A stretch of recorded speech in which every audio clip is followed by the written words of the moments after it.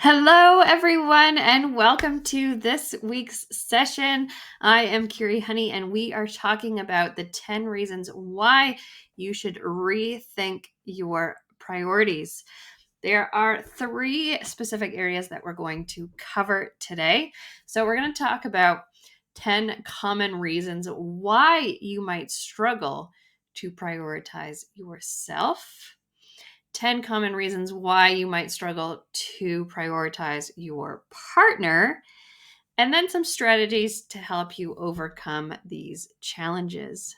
So, if you are new to this space, I am Kiri. My purpose is to help moms revive their relationship with themselves so that they can have a stronger partnership role model, the kind of relationships they want to see for their kids, and have more fun and connection along the way.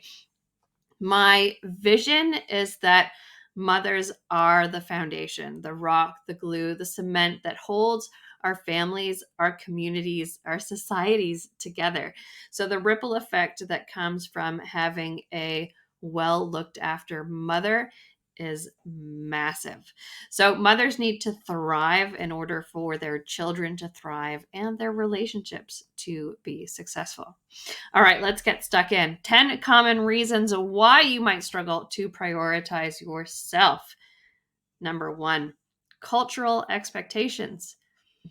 Societal norms, my friends, and years of expectations tell us that you should prioritize looking after everyone else and self sacrifice over your own needs and desires. So, years of thinking that way, it's going to take a little bit to change the way you view things. Number two, guilt. Mom guilt is a real challenge. And if you are a mother, I'm sure you have dealt with this at some stage. Do you feel guilty or selfish when you prioritize doing something for yourself? Probably yes. The idea that you should always put your family's needs first is deeply ingrained in our beings and is something that we all need to overcome a little bit um, as we learn about what we should really be doing. Number three, lack of time. Where do you find the time? You're juggling childcare, household responsibilities, possibly work outside the home. It leaves you very little time to focus on yourself, right? Number four, financial constraints. So, financial responsibilities. You've got bills to pay. You have limited resources. It may be difficult for you to invest time or money in activities that prioritize your well being. Not to mention that whole mom guilt again. Like, how can I spend money on myself when I don't have money for this other thing over here? Right? Number five, perceived selfishness. You may fear being seen as selfish or neglectful if you prioritize yourself, especially if you have those deeply ingrained societal messages that we just talked about the ideal mother being selfless and, giving up all their needs for everyone else. So, hashtag mom guilt on that one, right? So, again, deeply ingrained. Number six, exhaustion. The physical and emotional demands of motherhood can leave you feeling drained, depleted, and with very little energy to put towards prioritizing yourself because most likely that's coming at the end, and so you have nothing left. Number seven, lack of support. You may lack support from your partner, family members, friends, which can make it challenging to have time for yourself. Number eight, identity shift. Becoming a mother comes with a significant shift in who you are, how you view yourself, and you may struggle to balance your new role as mother with who you were before. Or if you're like me, you've completely forgotten who you were before. Number nine, fear of judgment. You may fear judgment from others, whether you're conscious of it or not, but you may fear judgment from your partner, your family members, society, the other moms at drop-off group. I don't know. If you prioritize yourself instead of your family. And then the last one, cultural stigma. In some cultures, there may be a stigma attached to mothers who prioritize themselves, leading you to suppress, ignore, avoid your own needs so that you avoid those social repercussions. All right, now let's talk about 10 common reasons why you might struggle to prioritize your partner. Number 1, childcare responsibilities. Mothers often prioritize their child's needs, leaving little time or energy for your partner. Like, we didn't have time for ourselves. How do we have time for our partners? Number 2, household management. You're managing the household chores and responsibilities. It is time consuming. So you have little capacity left to actually work on your relationship, especially if you are doing all the household responsibilities, the childcare and the household, and if you're not feeling valued. Your chances of prioritizing your partner diminish rapidly. Number 3, fatigue and exhaustion, because the demands of childcare and household management has likely left you feeling physically and emotionally exhausted, making it very difficult to prioritize your partner. Number 4, lack of time. Juggling multiple responsibilities leaves little time for you to spend quality time with your partner. It makes sense. Number 5, communication challenges. Busy schedules, exhaustion, probably feeling undervalued and appreciated because you're doing all the child care things and the household things. So lead to a lack of effective communication. You're not really sure how to navigate talking about these things. So therefore, you probably ignore it, making it hard to prioritize your relationship. Number 6, role strain. Balancing the roles of mother, partner, potential employee, or caregiver of a family, or balancing friends and all the things. It can create a strain, make it more challenging to prioritize time with your partner. Number 7, shifting priorities. Becoming a parent, it naturally shifts your priorities. Before you became a mother, it was just you and your partner. Now there's this other being that is entirely dependent on you. So yes, your priorities will shift. So it shifts to your child, and the romance kind of falls away. You may find yourself getting complacent in your relationship, taking your relationship for granted, or accepting that this is a natural, normal change, right? Number 8, your self-identity changes. You probably experience changes as becoming parents, and this can impact your ability to prioritize your partner. You've kind of lost who you are. You've probably lost your, I want to say mojo, but libido is the word that I was looking for. You've likely lost your libido, and you can't even think about wanting to get intimate with your partner. Not on the radar right now. 9, unmet needs. If your own needs like rest, support, personal enjoyment are not being met, how are you supposed to then add on your partner's needs? And often cases, we can feel like our partner is just like another child, another person that you need to look after. And it can be exhausting and draining. And number 10, emotional distance. You're stressed out, you're exhausted. The demands of parenting and household responsibilities are completely draining. So they can create an emotional distance between your partners, which again makes it difficult to prioritize the relationship. Am I right? Okay.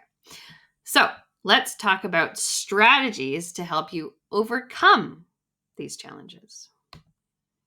Number one, self-reflection. So our awareness is so key to our happiness, understanding of all the things. So actually taking the time to reflect on your values, your needs, your priorities, regardless of what everyone else thinks, because what everyone else thinks really doesn't matter. Okay? It might matter what your partner thinks, but outside of your family unit, doesn't matter.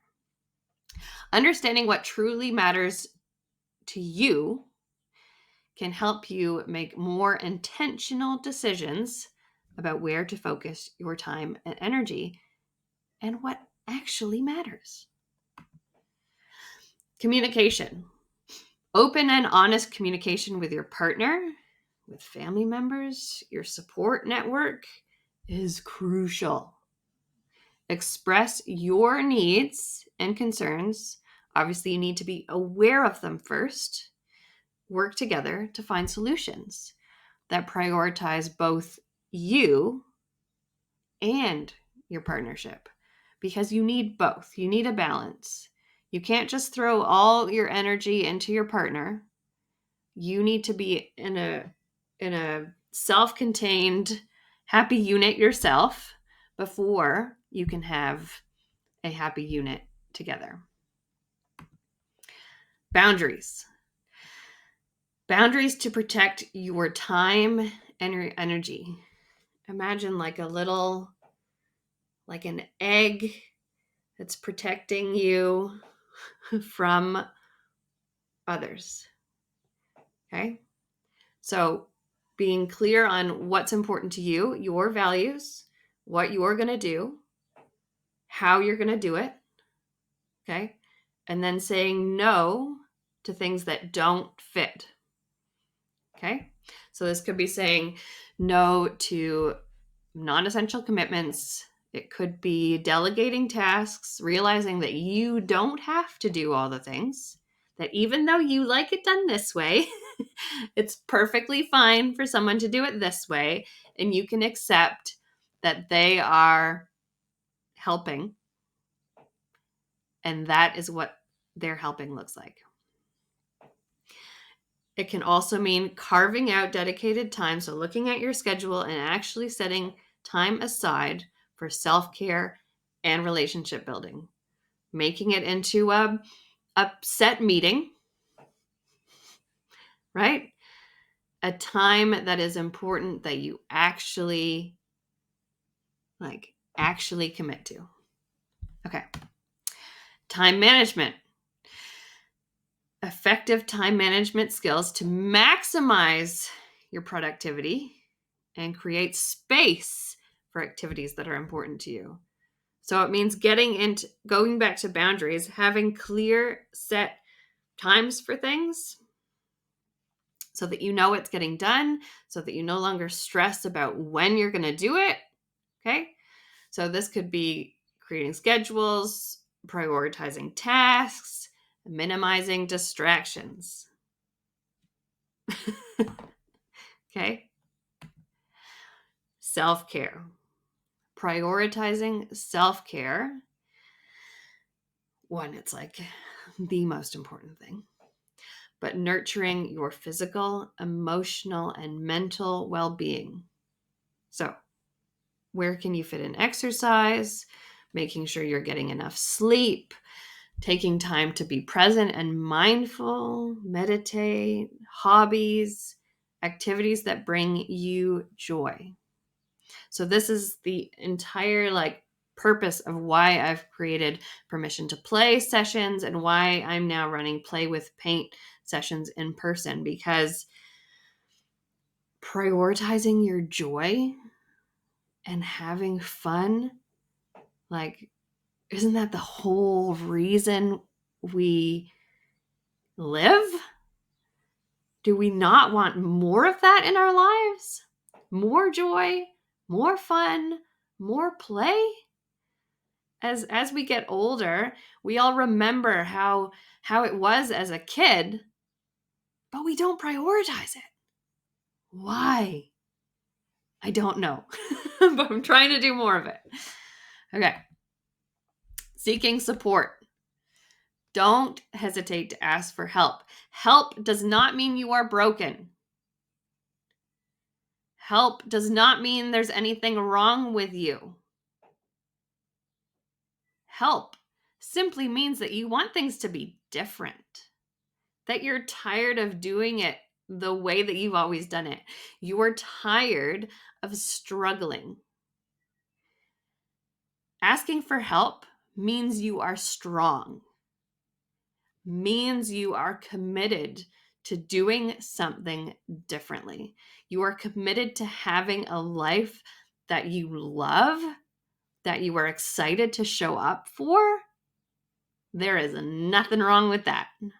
So you can reach out to friends, you can reach out to family members, you can reach out to coaches like myself, okay? Support with childcare, with helping out around the house, with emotional support, with helping you navigate all of life's challenges and offering you a different perspective and tips and tricks, and just be someone in your corner. It's great. It's empowering. We are not meant to do this journey alone. We are meant to have support. We are meant to get help with all the things, because we get so stuck in our way of doing things that we can't see beyond it, right? Building a strong support network can make it easier to navigate all these challenges, to have a better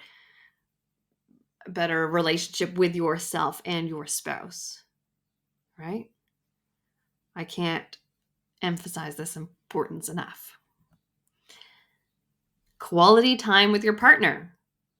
Make an effort to have quality time with your partner. Schedule date nights, meaningful activities that you enjoy, so that you can reconnect, so you can nurture that bond, and so that it doesn't disappear, so that it doesn't become something you take for granted. Be flexible and adaptable. Recognize that as you step into motherhood, your life changes. Be kind to yourself. There will be easy times, there will be hard times, okay? Your priorities shift. You know, the time that you have shifts where you focus it. So you need to be able to adapt to the different circumstances, the different challenges that you may be facing. So stay flexible, keep your mind open, and be willing to adjust your plans and expectations as needed.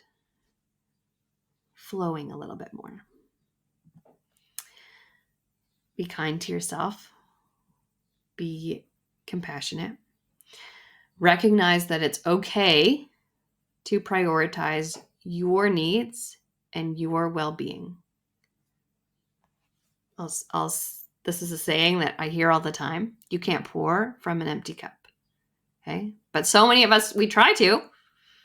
We go days without, with just snacking, because we don't make ourselves lunch because we're busy making food for everyone else. But we don't fill up ourselves. Okay? There will be times when you forget, when you go back to how things were, right? So we need to let go of these unrealistic expectations, perfectionism, all the things. There is such a thing as good enough. Okay. We're just trying to do our best, and that is so important. Okay. A little self-love. And then lastly is continuous reflection. Regularly reflect on your priorities and how you're allocating your time and energy and where you are focusing. Adjust this as necessary to ensure that the actions you're taking actually align with your values and your goals. Okay. All right. That is it for today. Thank you for joining me for today's training. If you would like to learn the exact tools you need to revive your relationship with yourself and your partner, prioritize the things that matter to you, and feel more confident in the exact order that you need to learn them, simply book a 15-minute coffee chat to discuss your options. The link is here, kirihoney.com/coffee chat, and I will include it down below. Thanks so much for watching. Have a great day. Bye-bye.